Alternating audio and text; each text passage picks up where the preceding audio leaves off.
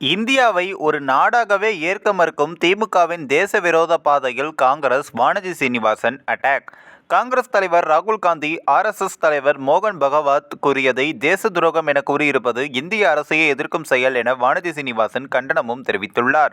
இது தொடர்பாக பேசிய மகளிர் தலைவரும் கோவை தெற்கு பாஜக MLAவுமான வானதி சீனிவாசன் வெளியிட்டுள்ள அறிக்கையில், இந்தியாவை ஒரு நாடாக ஏற்காத திமுகவின் தேச விரோத பாதையில் காங்கிரஸ் பயணிப்பதை ராகுல் காந்தியின் பேச்சு உணர்த்துகிறது. ஜனவரி 15ஆம் தேதி தலைநகர் டெல்லியில் காங்கிரஸ் தலைமை அலுவலக புதிய கட்டிடத்தை திறப்பு விழா நடந்தது.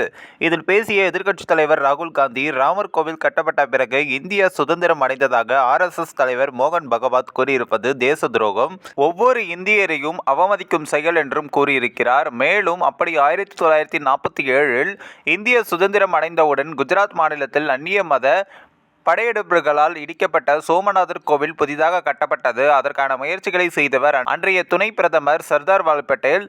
சோமநாதர் கோவில் மீண்டும் கட்டப்பட்டதன் மூலம் இந்தியாவின் கௌரவம் மீட்டெடுக்கப்பட்டது. இந்தியாவின் சுதந்திரம் முழுமையடைந்தது. அதேபோல்தான் அந்நிய மத படையெடுப்புகளால் இடிக்கப்பட்டு ஆக்கிரமிப்பாளர்களுடைய பெயரில் கட்டப்பட்ட சர்ச்சைக்குரிய இடத்தை 500 ஆண்டு கால போராட்டத்திற்கு பிறகு சட்டப்படி மீட்டு அயோத்தியில் பிரம்மாண்டமாக ராமர் கோவில் கட்டப்பட்டுள்ளது. 500 ஆண்டு காலம் கத்தியின்றி ரத்தமின்றி நடந்த போராட்டத்திற்கு கிடைத்த வெற்றியைத்தான் RSS தலைவர் பெருமிதத்துடன் குறிப்பிட்டுள்ளார்.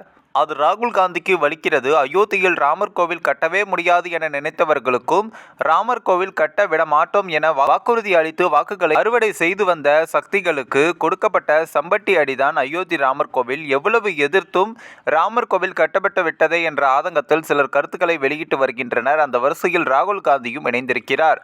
மேலும் மோகன் பகவத் கூறியதை தேச துரோகம் என கூறும் ராகுல் காந்தி, பாஜக RSSஐ மட்டுமல்ல ஒட்டுமொத்த இந்திய அரசையும் எதிர்க்கிறோம் என்று கூறியிருக்கிறார். ஒரு அரசியல் கட்சி இன்னொரு கட்சியை எதிர்ப்பது, விமர்சிப்பது இயல்பானது. அதுதான் அரசியல். ஆனால் இந்திய அரசை எதிர்க்கிறோம் என 55 ஆண்டுகள் நாட்டை ஆண்ட குடும்பத்திலிருந்து ஒருவர் கூறுகிறார் என்றால் அதுதான் தேச துரோகம் என்றும் கூறியிருக்கிறார். இந்த ஒரு வீடியோ குறித்து உங்களுடைய கருத்துக்களை நீங்க மறக்காம கமெண்ட்ஸ்ல சொல்லுங்க. நம்ம ஏஷியாநெட் நியூஸ் தமிழையும் தொடர்ந்து ஃபாலோ பண்ணுங்க.